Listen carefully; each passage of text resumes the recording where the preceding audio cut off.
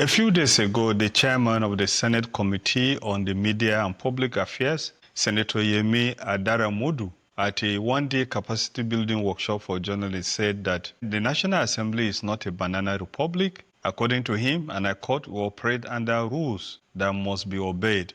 He was speaking in reference to the calls for the recall of Natasha Akpoti-Uduaghan, the female senator who was suspended for 6 whopping months because she refused to sit on the seat that was assigned to her. Well, these are questions that we need to answer at the moment. Is the Senate even right to have suspended Senator Natasha Akpoti-Uduaghan for refusal to sit on the seat that was assigned to her by the Senate President? Is that an offense that is good enough for a senator to lose her seat, or for her constituents not to have her represent them for 6 months? Of course, we need to re-examine these issues again and look at historically what have other parliaments done and what is the implication of the actions of the Senate.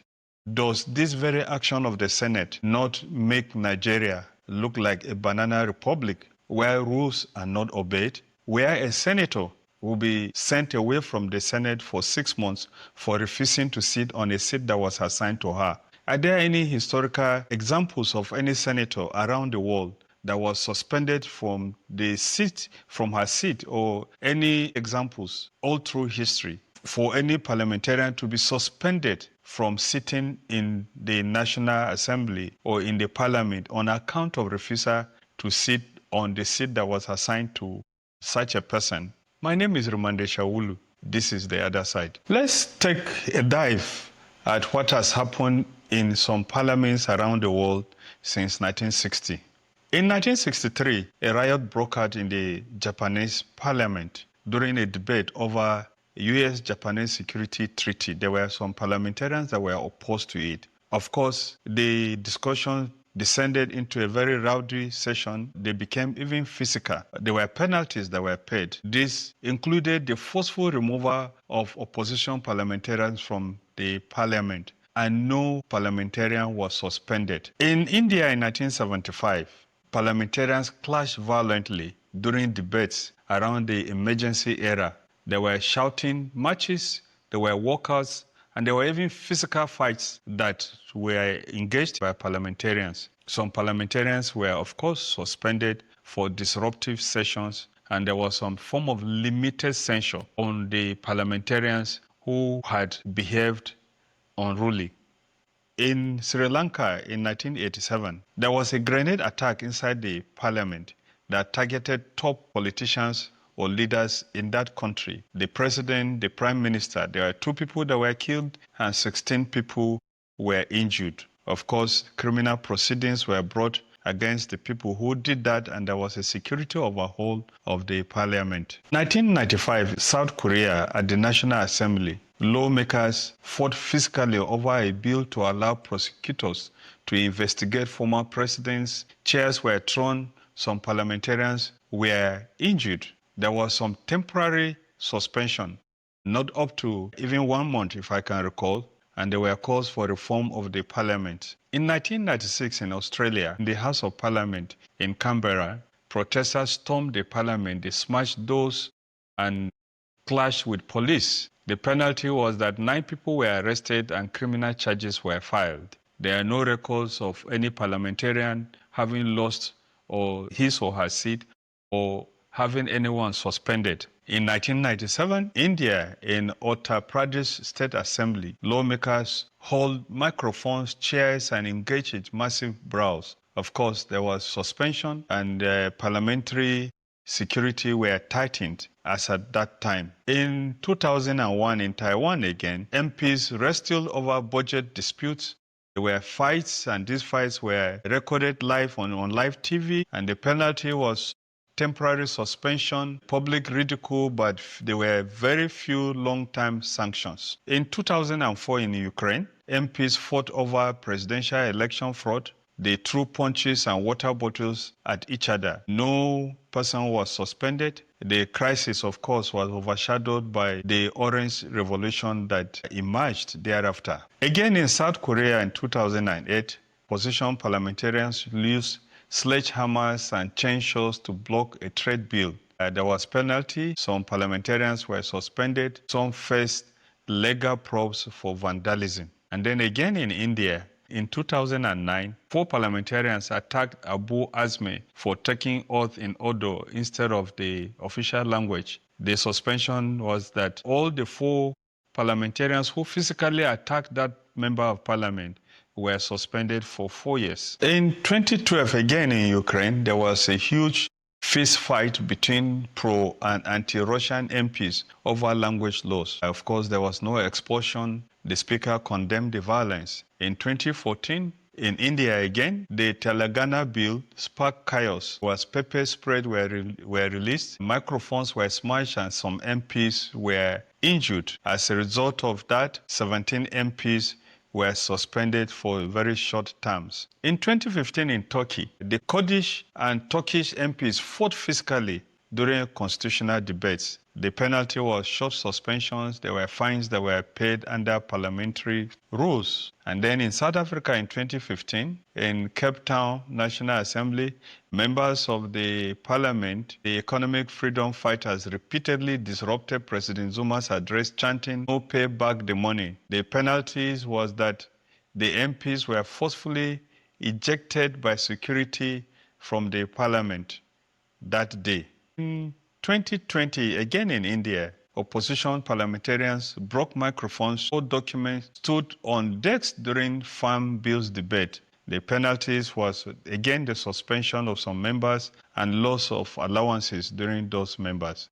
And in Uganda, in Africa here, there was a brawl in 2021 over extension of presidential term limits. Members of parliament were dragged out physically. There was suspension and censorship for disorderly conduct. In 2024 in Germany, one of the few European countries where we've had this, there was the far-right members of parliament, according to the reports, repeatedly disrupted debates. As a result, new rules were introduced. Members of parliament were fined up to 2,000 euros. In the new rules that were made in Germany, they faced potential ejections from parliament. And in Hungary, in 2024, opposition members of parliament set up smoke bombs. They displayed Soviet anthems and scattered papers. The penalties, of course, were fines that were imposed, and they were suspended for 6 to 12 sitting days. And in Taiwan, in 2025, both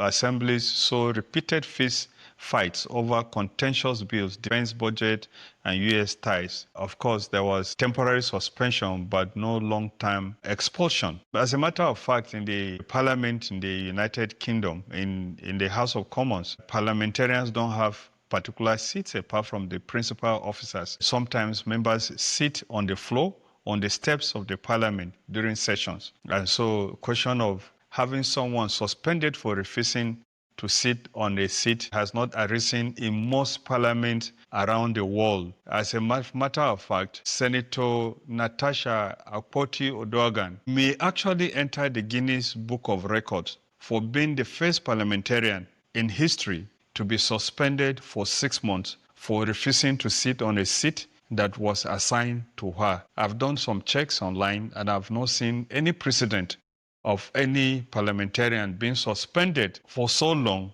for simply refusing to sit on a seat that was assigned to her or to him. And so what are the implications of these actions that the Senate has taken? The first point I want to make is that the action of the Senate so far is what makes Nigeria look like a banana republic. In all advanced countries, even countries that are not as advanced as Nigeria, parliamentarians are not suspended from office for shouting in parliament, for insisting on talking, for standing up to talk, even when they are not allowed to talk. It is presumed that it is a right that they have under parliament to do that. I would rather think that it is the suspension of someone from the Senate for insisting on talking or for refusing to sit on a seat is what we regard Nigeria as a banana republic. The fact of the matter is that the parliament is a place that came about because of the demands for free speech that is uncensored. Of course, there are rules that guide parliaments. Of course, there have been times that those rules, and regularly in parliaments around the world,